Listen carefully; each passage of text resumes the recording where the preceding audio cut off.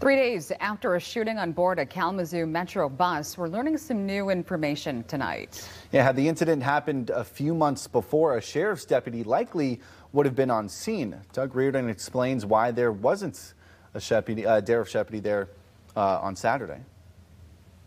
Yeah, well, Max and Janice, plain and simple, it was due to staffing shortages. We've heard that from a lot of departments recently. So over the years, Metro Transit here in Kalamazoo has had partnerships with county and city officers and deputies to have someone here on site. But nobody was here on Saturday, again, because that most recent partnership ended just a few months ago. But you can still see a lot of the signs of that violence and the gunshots that rang out, cracks in the window, and some plywood over the windows that were shattered by those bullets, and another one down there. And again, just very scary moments. Don't know if it would have helped. Metro Transit Executive Director told me today if there was a deputy here on scene, but now there are calls to bring that partnership, that presence back here to the station.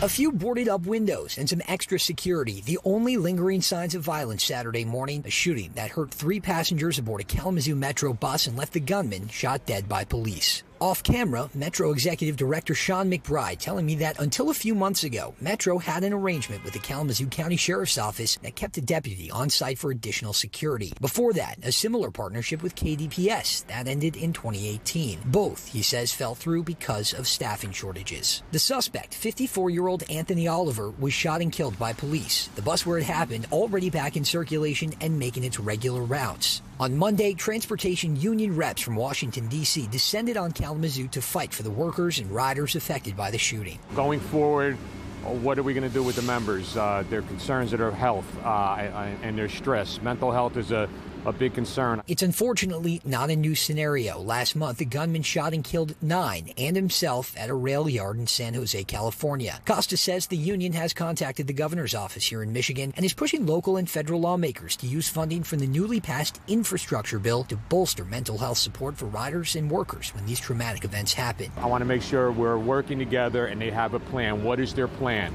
I found out that most of these agencies have no plan when this type of incident happens. KDPS did confirm that their partnership with Metro ended in 2018, but the county sheriff's office did not respond to Fox 17's multiple requests for comment on Monday. I think law enforcement being out here, presence, making the community feel safe, that it's okay to get on our buses and continue to ride, and they're safe. That's what I think needs to happen.